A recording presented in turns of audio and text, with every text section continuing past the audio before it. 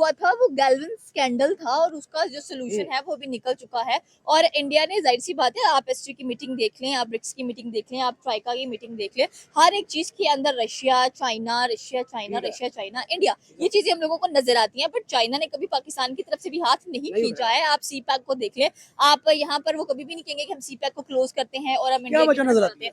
अब पाकिस्तान में बेनिफिट्स भी बहुत ज्यादा हैं। अच्छा। सस्ता लेबर मिल रहा है। आप चाइना हर चीज क्लेम कर लेता है, चाइना पाकिस्तान को हर चीज प्रोवाइड करता है। पाक चीन दोस्ती के नारे जिंदाबाद लगे हुए नजर आते हैं। आप नॉर्दर्न इंडिया में कहीं भी चले जाए, वहां पर पाक चीन दोस्ती on the top of the list आपको नजर आएगी। नाज़रीन, आज हमारे साथ मौजूद है सिद्रा तारिक, जो कि आबिद अली ऑफिशियल को खुद होस्ट करती है, लेकिन इनका ओपिनियन कोई जानता ही नहीं। आज हम इनसे इनका ओपिनियन जानेंगे कि जो सोशल मीडिया पे इंडिया, पाकिस्तान, चाइना, अमेरिका को लेकर चीज़ें चल रही हैं, जो टेंशन चल रही हैं, इनको उसके बारे में ओपिनियन है। तो सबसे पहले एक खबर आ जाएगी कि इंडिया का फॉरेन मिनिस्टर एस जयशंकर, जिन्होंने एक बहुत बड़ी स्टेटमेंट दिया कि हम किसको ज्वाइन करें, यूएसए को, चाइना को या पाकिस्तान को। क्योंकि यूएसए की अगर बात की तो उन्होंने भी इंडिया के साथ एक किस्म का हिपोक्रेसी दिखाई। चाइना की बात की है, चाइना ने भी दोस्ती के हाथ बढ़ाए, लेकिन पाकिस्तान के साथ जो उनकी दोस्ती है वो कम नहीं हुई। और Pakistan as usual, India Pakistan वैसे ही बहुत मोहब्बत, बहुत प्यार चलता है।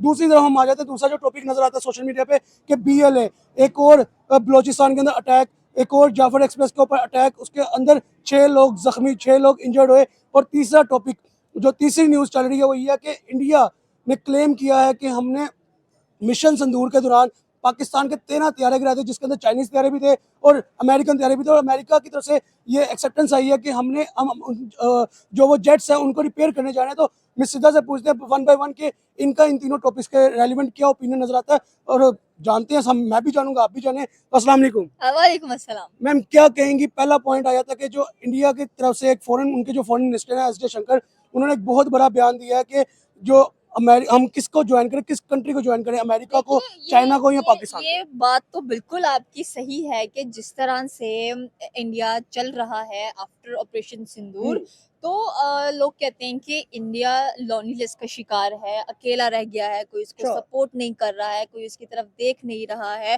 कोई उसकी हेल्प करने के लिए तैयार नहीं है। चारों तरफ से कह लें कि जो दुश्मन है वो उस पर मंडला रहे हैं। और कह लें कि जिस तरह से उनकी इकोनॉमी है, उनके प्राइम मिनिस्टर हैं या उनके जो फॉरेन मिनिस्टर हैं या उनकी जो पॉलिसीज हैं, वो भी हम लोगों को नजर आ रही हैं। और यहाँ पर आपने एक और बात की कि एक बड़ा बयान नजर आया है जिसके अंदर ये है कि आखिरकार हम किस कंट्री को ज्वाइन करें। सो आई थिंक सो कि ज्वाइन करना बनता भी है, दोस्ती बढ़ाना बनता भी है, क्योंकि आजकल का जो दौर है वो डिजिटलाइजेशन का है, वो ग्लोबल विलेज बनने का है। आप अकेले सरवाइव कर भी नहीं सकते। अच्छा, मेरा यहाँ पे आपसे क्वेश्चन है कि इंडिया ने जो चौथी बड़ी इकोनॉमी बना, जो सफर तय किया, वो तो अकेले ही तय किया। क्या चौथी बड़ी इकोनॉमी बनने के बाद उनको किसी दोस्ती की जरूरत है? नहीं है, क्यों नहीं है, दोस्तियों की जरूरत पड़ती है। देखिए, अभी अमेरिका इलेक्शंस जीतने से पहले था कि ट्रम्प, मोदी माय फ्रेंड, और ट्वीट्स की गई, कांग्रेट्स किया गया, और जिस मेजोरिटी से ट्रम्प जीता दैट वाज इंडियन ओरिजिन, उन्होंने उसको वोट कास्ट किया, तब जाके जो ट्रम्प हैं उनकी अगर हम लोग उसकी क्या क्या कहते हैं, पेंटागन की बात करें तो उसमें भी मेजरली आपको इंडियंस ही नजर आएंगे सीट्स पर बैठे हुए। और कमाला हारिस एक कमाल की कह लें कि प्रेसिडेंट बन सकती थी, बट ट्रम्प को मौका मिला बिकॉज इंडियंस ने बहुत सपोर्ट किया उसको उस जगह पर आकर। लेकिन अब की सिचुएशन देखी जाए तो तख्ता पलट चुका है। यहाँ पर जो ट्रम्प है वो पाकिस्तान के साथ बड़ा अच्छा एक कोलैबोरेशन नजर आ रहा है, दोस्ती नजर आ रही है, और बहुत स्ट्रॉन्ग रिलेशंस हैं, गिव एंड टेक है एक किस्म का। आप कह लें रिसेंटली पाकिस्तान ने अपने जो रेयर मिनरल्स हैं वो अमेरिका को दिए हैं। और बीच की बात किसी को नहीं पता कि इनफैक्ट पाकिस्तान के और जो ट्रम्प है और जो हमारे पीएम है या जो हमारे फील्ड मार्शल हैं उनके दरमियान में क्या बातचीत हुई है, पाकिस्तान का फ्यूचर क्या है, क्या कुछ होगा, क्या डिसाइड होगा। और स्पेशली जैसे कि आज हम लोग देखें DGISP RISI का जो हमारे जो थे मोहम्मद आसिम मलिक, उनको दोबारा से कह लें कि टेन्योर दे दिया गया है कि आप एक्सटेंशन मिल गई है कि आप कंटिन्यू कर सकते हैं अपने इस काम को। तो आप ये यहाँ पर देखें कि अमेरिका और पाकिस्तान के रिलेशंस क्या चल रहे हैं। पर दूसरा आपने बात किया कि चाइना के साथ इंडिया के जो रिलेशंस है, देखिए चाइना भी एक बड़ा डिप्लोमेट नजर आता है हम लोगों को, उसको जहां पर बेनिफिट लगेगा वो जाएगा। और जाहिर सी बात है कि चाइना अब इंडिया का साथ देगा, क्योंकि उसको पता है कि अमेरिका और जो चाइना है उसके दरमियान एक बड़ा मुकाबला छिड़ने वाला है और बहुत जल्द छिड़ेगा। मैं यहाँ पे एक बात करना चाहूंगा कि इंडिया और चाइना की तो बहुत टक्कर नजर आती है। I think so Himachal Pradesh को लेके कि चाइना क्लेम करता था कि वो हमारा पार्ट है, उसके बाद अचानक से कन्वर्ट हो जाना दोस्ती के अंदर और वीजा फ्री कर देना 5 साल के लिए। वो जो अटैक हुआ था वो गैल्वन स्कैंडल था और उसका जो सोल्यूशन है वो भी निकल चुका है। और इंडिया ने, जाहिर सी बात है, आप एसटी की मीटिंग देख लें, आप ब्रिक्स की मीटिंग देख लें, आप ट्राइका की मीटिंग देख लें, हर एक चीज के अंदर Russia China, Russia China, Russia China, India, ये चीजें हम लोगों को नजर आती हैं। बट चाइना ने कभी पाकिस्तान की तरफ से भी हाथ नहीं खींचा है। आप सी पैक को देख लें, आप यहाँ पर वो कभी भी नहीं कहेंगे कि हम सी पैक को क्लोज करते हैं और हम क्या इंडिया की वजह तरफ नजर चलते आती हैं। है? अब पाकिस्तान में बेनिफिट्स ही बहुत ज्यादा हैं, अच्छा। सस्ता लेबर मिल रहा है। आप चाइना हर चीज क्लेम कर लेता है, चाइना पाकिस्तान को हर चीज प्रोवाइड करता है, पाक चीन दोस्ती के नारे जिंदाबाद लगे हुए नजर आते हैं। आप नॉर्दर्न इंडिया में कहीं भी चले जाए, वहां पर पाक चीन दोस्ती on the top of the list आपको नजर आएगी। ये चीज है। तो यहाँ पर अगर आप एक और चीज देखें तो आपने कहा कि इंडिया चौथी बड़ी इकोनॉमी है, उसको तो किसी की जरूरत ही नहीं है। देखिए मैंने यहाँ भी बात पर, की थी कि इंडिया ने जो इकोनॉमी का सफर तय किया है, चौथी बड़ी इकोनॉमी आज बन गया, तो अकेला ही बना ना, लेकिन अभी भी किसी की दोस्ती की मदद से अभी ना भी बना। बड़े बड़े मगरमच्छ बहुत ज्यादा मैदान में उतरे हुए हैं, जो कि अमेरिका अपने आप को एक बहुत बड़ा मगरमच्छ मानता है। और यहाँ पर अगर आप देखें भी तो उनके पास बहुत बड़े ऐसे सोशल प्लेटफॉर्म्स हैं जो बिलियंस में कमाते हैं। लाइक आपके पास गूगल है, नेटफ्लिक्स है, उसके बाद इंस्टा, व्हाटएवर, जो भी आप इंजन निकाल के देखेंगे उसमें अमेरिका का राज चल रहा है। अब जैसे जैसे अमेरिका की मार्केट गिरेगी, इंडिया को फायदा होगा। अच्छा, इसमें वो इंडिया कैसे? को ये फायदा होगा कि इंडिया ने भी रिसेंटली अपना ज़ूहो एक सर्च इंजन लॉन्च किया अच्छा। है और वो प्रेफर भी कर रहे हैं कि हमारे जितने भी लोग हैं वो अब ये दूसरे इंजन इस्तेमाल ना करें, मेड इन इंडिया पर ज्यादा फोकस किया जाए। और जब एक बंदे का इनिशिएटिव बन जाता है कि हमें मेड इन इंडिया पर फोकस करना है, तो इट मीन्स कि मेड इन इंडिया पर ही फोकस करना चाहिए, ताकि जैसे चाइना है उसका अपना टिकटॉक है, उसका अपना सर्च इंजन है, उसका अपना इंस्टा है, वो कभी भी अमेरिका के प्रोडक्ट्स इस्तेमाल नहीं करेगा, कभी भी यूज नहीं करेगा। एंड इंडिया भी यही कर रहा है कि एशिया के अंदर हम भी एशियन टाइगर्स बने और हमारे पास अपने सर्च इंजन होने चाहिए, डेफिनेटली होना भी चाहिए। हम तो प्रेफर करते हैं कि पाकिस्तान भी कभी इस लेवल पर पहुंचे और पाकिस्तान भी अपने लोगों के लिए ऐसे इनिशिएटिव्स लें और अपने लोगों को कुछ तसल्ली बख्श काम करते हुए दिखाई भी दें। और यहाँ पर आपने कहा कि चौथी बड़ी इकोनॉमी का एक सफर तय करना, ये सफर आसान नहीं है। आपको बहुत ज्यादा सेक्रीफाइसेस करने पड़ते हैं, आपको बहुत ज्यादा कह लें कि अपनी जो आवाम है उनका दिल जीतना पड़ता है। और जब से बीजेपी कह लें कि इक़्तिदार में आई है, पावर में आई है, 2014 से लेकर 2025 तक आप देखें इंडिया कहाँ था और इंडिया कहाँ चला गया है।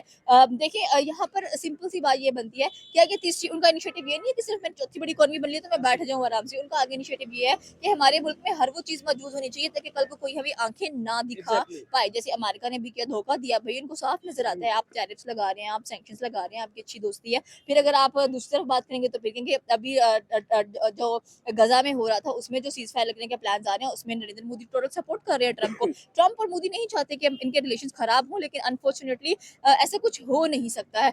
बट वंस अगेन यही बात आती अच्छा, है मैं कि यहाँ पे आपसे क्वेश्चन करूंगा कि आपने अमेरिका इंडिया के ऊपर बात कर ली, चाइना इंडिया के ऊपर बात कर ली कि वो किस तरफ जाए, लेकिन पाकिस्तान इंडिया के ऊपर बात नहीं आ सकी आपकी कि क्या इंडिया पाकिस्तान के साथ दोस्ती नहीं कर सकता? देखिए इंडिया पाकिस्तान दो ऐसे बिछड़े हुए प्रेमी हैं जो कभी मिल नहीं सकते हैं। यहाँ पर बात ये आती है, ठीक है। देखिए, आपने प्रेमी की बात की, प्रेम में तो ये भी होता है कि कुछ भी पॉसिबल है।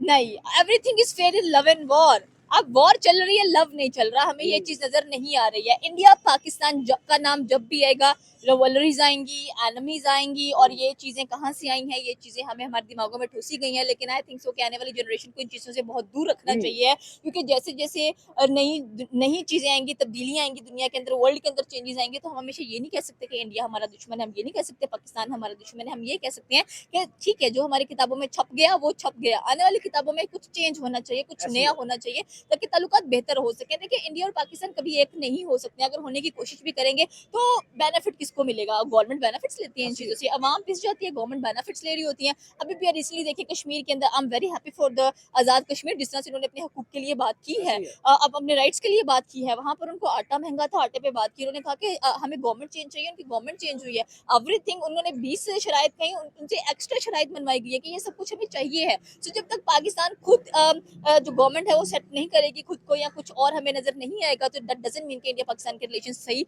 हो सकते हैं। और आप भी देखिए कि मुद्दा आता है हमेशा टेररिज्म का, कि अगर पाकिस्तान टेररिज्म को रिमूव कर देता है और इंडिया अच्छे तरीके से साथ देगा पाकिस्तान का, पाकिस्तान को हेल्प करनी चाहिए कि टेररिज्म को काउंटर करने के लिए, ये करने के लिए, वो करने के लिए। But the point is that कि अवाम के साथ जो आप कर रहे हैं वो ठीक नहीं है, अच्छा, वो टेररिज्म गलत से है। मैं पॉइंट होऊंगा कि बीएलए जो बलोचिस्तान के अंदर एक और अटैक नजर आया, जो कि सुनने में आ रहा है कि बीएलए की तरफ से किया गया, जाफर एक्सप्रेस के ऊपर फिर अटैक किया गया और उसके अंदर 6 जो लोग हैं वो जख्मी हैं।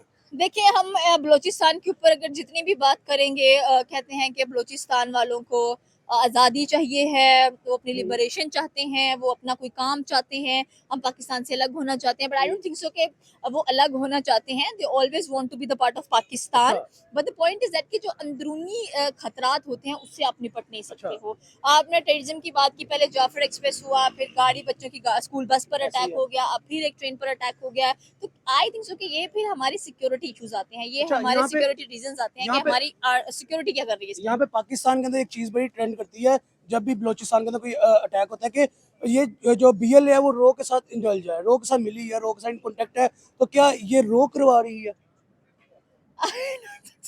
नहीं, मैं देखिए आपके सवाल से पहले ये बात की थी कि हम्म। ठीक है। सिक्योरिटी कंसर्न इसमें आ जाते हैं कि आप डिटेक्ट नहीं कर पा रहे कि कौन सी चीज कहाँ पर हो रही है, कब होगी, कैसे होगी। ठीक है। आफ्टर ऑल अगर हम लोग आईएसआई की बात करें तो 8वें नंबर पर हमारी एजेंसी आती है, world top I think world. World wide कहते हैं कि बिल्कुल, number one agency, secret it's on agency है। 8th number, it's on 8th number अगर हम लोग बात करें। तो यहाँ पर आपने रॉ की बात की तो मुझे नहीं लगता। इंडल्जमेंट्स होती हैं, फंड्स आते हैं, ठीक है। लोग एक दूसरे के साथ अटैच रहते हैं, बात करते हैं, और जितना भी आप सब कुछ कर लो, लेकिन मैं यही बात करूंगी कि जब तक आप अपने मुल्क में लोगों को सिक्योरिटी तहफ़्फ़ुज़ प्रोवाइड नहीं करोगे, आप उनकी शराइत नहीं मानोगे, आप ठीक उनकी है। बातों को नहीं मानोगे, तो जानें जाती रहेंगी। और जब तक जानें जाती रहेंगी, मुल्क में अमन-ओ-अमान नहीं होगा। So basic point is that कि आप लोगों की बातें मानें, उनकी मांगों अच्छा, को पूरा करें। मैं यहाँ पे एक और मुद्दा उठाऊंगा आपके आगे कि अ, जंगें, दंगे फसाद, ठीक है, इसके अंदर पिस कौन है? आम पब्लिक। तो क्या आम पब्लिक की जो जान है वो इतनी ही सस्ती हो गई है? नहीं, human blood cost a lot, hmm. Human life cost a lot. तो मुझे लगता है कि अगर एक आप ह्यूमन बॉडी की मालियत देखो तो 12 मिलियन बनती है, एग्जैक्टली। ठीक है। और एक जान को एक गोली से उड़ा देना, बम से उड़ा देना, ये कोई नहीं है। आपको आई थिंक तो कि ह्यूमन की बहुत कदर करनी चाहिए, और इंसान इंसान को मार रहा है। आपने कभी देखा है, चलो हम लोग जानवरों की बात करते हैं, जानवर तो बहुत अच्छे तरीके से रहते हैं, दे exactly. Understand each other very well. और उनका तो एक साइकिल होता है कि ठीक है वो उस पर सर्वाइव करेगा, वो उस पर सर्वाइव ऐसे करेगा। ही है। तो ह्यूमन ने भी अपने आप को जानवर बना लिया कि अपने आप को बेहतर दिखाने के लिए, अपने आप को बेहतरीन मानने के लिए, या दूसरे मुल्क को अपनी पावर दिखाने के लिए, दूसरे मुल्क को अपना मैन पावर दिखाने के लिए, अपनी एम्पावरमेंट दिखाने के लिए हम बारूद इस्तेमाल कर लेते हैं। हम उनको बताते हैं कि हमारे पास इतना कुछ है, आपके पास क्या है। तो इसमें जो बड़े बड़े ओहदों पर ब्यूरोक्रेट्स मौजूद हैं, उनको तो कुछ होता नहीं है। जो निचला तबका होता है वो मर जाते हैं। आप कभी देखना, जंग में कभी भी आपको ऑफिसर का बच्चा नजर एग्जैक्टली नहीं ऐसे आएगा, ही है, मैं ये बात आपको करने किसी लगा। मेजर का बच्चा नजर नहीं आएगा, आपको किसी जनरल का बच्चा नजर नहीं आएगा। जंग में हमेशा आपको एक सिपाही का बच्चा नजर आएगा, ऐसे ही है। बल्कि सिपाही भी इन्वॉल्व होगा उसके अंदर, और वही जंग लड़ेगा। उसमें इतने गट्स होते हैं कि वो सरहद पार जाकर किसी को जाकर मार के आए, या कह ले कि दुश्मन से फतह लेके आए। Otherwise I don't think so कि आप देखेंगे कि कोई ऑफिसर का बच्चा जा रहा और कह रहा हो कि भाई मैं बड़ी खुशी से लड़ना चाहता हूँ, तो यार मम्मी डैडी बच्चा, बेसिकली आप ये कह सकते हो। और आई थिंक सो कि बस हो जाना चाहिए अब ये जंग जंग जंग जंग 2025 में बहुत सारी जंगें हम लोगों ने अभी देखी अभी हैं। तो मैं जंग वाले सवाल पे आने लगा था कि जो ये ऑपरेशन सिंदूर इंडिया की तरफ से किया गया था और पाकिस्तान की तरफ से ऑपरेशन बुनियानुल मरसूस किया गया था। इंडिया की तरफ से एक बड़ा बयान आया कि हमने ऑपरेशन सिंदूर के दौरान पाकिस्तान के 13 त्यारे मार गिराए थे, जिसके अंदर चाइनीज त्यारे भी थे और अमेरिकन त्यारे भी थे, जिसको अमेरिका ने एक्सेप्ट किया कि हम उन त्यारों को रिपेयर करने के लिए भेज रहे हैं। देखिए, अब बीच की बात गॉड नोस, अल्लाह जाने बीच की बात, हमें नहीं पता कि क्या सच है, क्या रियलिटी है, क्या फेकनेस है, क्या फॉल्स स्टेटमेंट्स हैं। हम सिर्फ ये चाहते हैं कि ठीक है आपने भी गिरा दिए हैं, हमने भी गिरा दिए हैं, बात बराबर हो अच्छा, गई है, यहाँ पे एक और छोड़े पॉइंट उस आता चीज है को। कि अवाम कह रही है कि उस जंग के मैदान में तो कैमरे नहीं थे, कि क्या पता पाकिस्तान जो क्लेम कर रहा है 6 रफेल तैयार है वो गिराए भी है कि नहीं। देखिए, अब इंडिया पाकिस्तान की अवाम मीम्स बना बना के एक दूसरे का मजाक उड़ाती है, बिकॉज उनको पता है कि ऐसे कनेक्शन बॉर्डर्स के थ्रू तो कनेक्शन बन नहीं सकता, तो क्यों ना सोशल मीडिया के थ्रू कनेक्शंस बिल्डअप रहे, और बनाते भी रहे हम कनेक्शंस। तो ये बात है, देखिए मीम्स बनती हैं, एक दूसरे के साथ इंटरेक्शन होता है, फिर नीचे गालियां बम्बार से पड़ रही होती है एक दूसरे को, वो उसको कुछ कह रहा होता है, उसको कुछ कह रहा होता है। तो आई थिंक कि लड़ाई वड़ाई कुछ नहीं होती है, अच्छे तरीके से रहना सीखें, अपनी गुर्बत को मिटाएं, अपने आटे की जंग लड़ें। गुर्बत की जंग लड़नी होती है, भूख की जंग लड़नी होती है, लोग खून पसीना बहा रहे हैं अपना 2 वक्त की रोटी के लिए, उस पे फोकस करना चाहिए। और हमें खुद मुख्तार होना चाहिए है, बहुत ज़्यादा सेल्फ रिलायंस होना चाहिए, दूसरों पर डिपेंड नहीं करना चाहिए। और जितना हम दूसरों पर डिपेंड करेंगे, हम लिटरली, मैं यही समझती हूँ कि हमने आज तक बचपन से लेकर यही सुना था कि we are the worst enemy as compare to other countries, अगर इंडिया पाकिस्तान की बात की जाए तो। लेकिन अब सिचुएशंस बदलती हुई दिखाई देनी चाहिए। इस्लाम को छोड़ें, क्रिश्चियनिटी को छोड़ें, रिलीजियस वॉर्स को तो बिल्कुल एग्जैक्टली छोड़ exactly. देना चाहिए, बिकॉज वो भी आपको एक अलग जगह ही लेकर चलते हैं।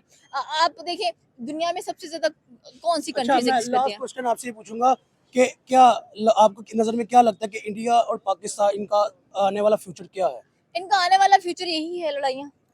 That's it. That's it. They वो कभी भी अगर एक अच्छी गवर्नमेंट मिल जाती है जिसको पता हो हम्म। कि हमने इस चीज को वैसे भी कहते हैं कि जब तक कश्मीर का मुद्दा सॉर्ट आउट नहीं होता तब तक इंडिया पाकिस्तान का मुद्दा सॉर्ट आउट नहीं होगा। हम्म। चाहे यूएन करा लो, चाहे जो मर्जी करा लो, जो मर्जी कर लो आप, जब तक कश्मीर का इशू सॉर्ट आउट नहीं हो रहा इंडिया पाकिस्तान कभी भी एक नहीं हो सकते हैं और कभी भी ये दूसरे की शराइत नहीं मानेंगे। अगर टेबल टॉक होती भी है तो कुछ अरसा के लिए आपको कह लेंगे अच्छे ताल्लुकात नजर आएंगे। इनफैक्ट ताल्लुकात सेट भी थे, एग्जैक्टली पहलगाम के अटैक से पहले सेट भी थे, लेकिन पहलगाम के अटैक के बाद सब बिगड़ गया, कुछ भी सही नहीं रहा है। सो बट मैं यही कहूंगी कि इंडिया नो डाउट एक अच्छी इकोनॉमी वाली कंट्री है, अपने लोगों का सोचती है, अपने लोगों के लिए काम करती है।